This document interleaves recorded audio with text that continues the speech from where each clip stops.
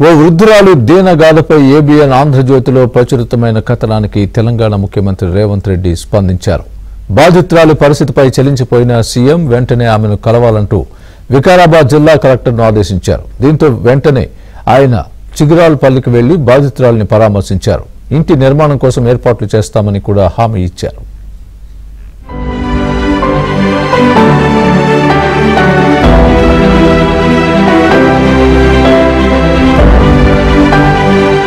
సొంతిల్లు ఉండాలని ప్రతి ఒక్కరూ అనుకుంటారు.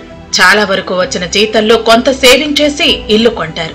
ఇంకొందరు ప్రభుత్వ సహకారంతో పాటుగా తమ కష్టాన్ని కలుపుకుని ఇంటిని నిర్మించుకుంటారు.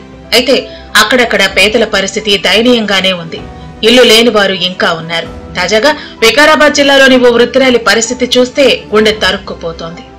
ఆమె గత కొన్నేళ్లుగా ఇల్లు లేక మరుగుదొడ్డిలో నివసిస్తోంది. అక్కడే తింటూ అక్కడే పడుకుంటూ దయనీయ పరిస్థితుల్లో బతుకుతోంది. ఈమె సమాచారం తెలుసుకున్న ఏబిఎన్ ఆంధ్రజ్యోతి ప్రభుత్వాలు ఎన్ని మారినా పేదవాళ్ల బతుకులు మాత్రం మారటం లేదంటూ ఓ కథనం ప్రసారం చేసింది. ఈ కథనానికి తెలంగాణ సర్కార్ వెంటనే స్పందించింది. ఈ వ్యవహారం తనను కలిచివేసిందన్న సీఎం రేవంత్ రెడ్డి ఆ వృద్ధురాలి క్షేమ సమాచారాలు చూసుకోవాలని అధికారులను ఆదేశించారు. ఆమెకు వెంటనే ఓ ఇల్లు నిర్మించి ఇవ్వాలని వికారాబాద్ జిల్లా కలెక్టర్ను ఆదేశించినట్లు సీఎం తెలిపారు. ఏబిఎన్ కథనాన్ని ప్రస్తావిస్తూ సీఎం రేవంత్ రెడ్డి ట్వీట్ చేశారు.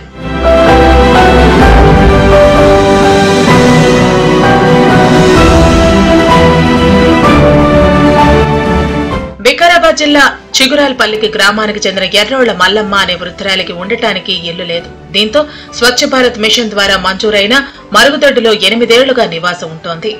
20 ఏళ్ల క్రితమే భర్త చనిపోగా నానా కష్టాలు పడి 2 కూతుళ్లకు పెళ్లి చేసింది. ఈ క్రమంలో 15 ఏళ్ల క్రితం భారీ వర్షాలకు శిథిలావస్థలో ఉన్న చిన్న ఇల్లు కూలిపోయింది. ఆ తర్వాత చిన్న గుడిసెలో ఉంది. అది కూడా కూలిపోవడంతో మరుగుదొడ్డిని ఇల్లుగా మార్చుకుంది. 8 ఏళ్లుగా మరుగుదొడ్డిలో నివాసం ఉంటున్న మల్లమ్మను ఏ ప్రభుత్వం కూడా పట్టించుకోలేదు. అయితే మరుగుదొడ్డికి కూడా గ్రామ పంచాయతీ ట్యాక్స్ వసూలు చేయడం గమనార్హం. ప్రభుత్వం మంజూరు చేసే ఇంటి కోసం ఎన్నిసార్లు మొరపెట్టుకున్నా ఎవరూ పట్టించుకోలేదని మల్లమ్మ ఆవేదన వ్యక్తం చేసింది. ఇప్పుడు నివాసం ఉంటున్న మరుగుదొడ్డి కూడా శిథిలావస్థకు చేరిందని ప్రభుత్వం తనను ఆదుకోవాలని మల్లమ్మ వేడుకుంటోంది. అలా చేసిండ్రు. అలా చూసి సాల్రం దొరుకుని వచ్చిండ్రు. సాల్రం దొరుకుని వచ్చి అంతా ఇలా దొరుకుతున్నారు. సాల్రం దొరుకుని వచ్చి వీళ్ళు అందరూ వచ్చినందుకు నాకు ఒక ధన్యవాదాలు. ముఖ్యమంత్రి పంపించింది నాకు ఇల్లు అని ఆఫీసర్ వచ్చింది. ఆఫీసర్ కూడా పంపించింది. మీ అందరికి ధన్యవాదాలు. ఈ పదాలు పట్టుకుని వేడుకుంటున్నాను. ఈ మానవీయ గాథపై తెలంగాణ ప్రభుత్వం వెంటనే రియాక్ట్ అయింది. గంటల వ్యవధిలోనే స్పందించిన సీఎం రేవంత్ బాధితురాలి పరిస్థితిపై చలించిపోయి సాయం చేశారు. వెంటనే ఆమెను కలవాలంటూ ఆదేశాలు జారీ చేశారు. అలాగే ఇళ్లు కూడా మంజూరు చేసేలా తక్షణమే చర్యలు చేపట్టాలని వికారాబాద్ జిల్లా కలెక్టర్ను ఆదేశించారు. దీంతో వెంటనే జిల్లా కలెక్టర్ ప్రతీక్ జైన్ చిగురాలపల్లికి వెళ్లి మల్లమ్మను పరామర్శించారు. ఓల్డ్ ఏజ్ హోమ్ లో ఉంటావా అని మల్లమ్మను కలెక్టర్ అడగటంతో ఆమె దానికి ససేమిరా అన్నారు. దీంతో మల్లమ్మకు ఇంటి నిర్మాణం కోసం ఏర్పాట్లు చేస్తామని కలెక్టర్ ప్రతీక్ జైన్ హామీ ఇచ్చారు. ఇక పోలీస్ శాఖ ద్వారా కూడా పరిగి ఎస్ఐ సంతోష్ కుమార్ ఆమెకు ఆర్థిక సహాయం అందజేశారు.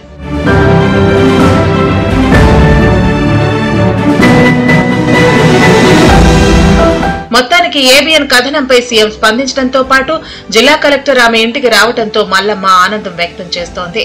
అలాగే సామాన్యుడి నుంచి సెలబ్రిటీల వరకు పెద్ద ఎత్తున ఏబిఎన్ కథనానికి ప్రశంసలు వెల్లువెత్తుతున్నాయి.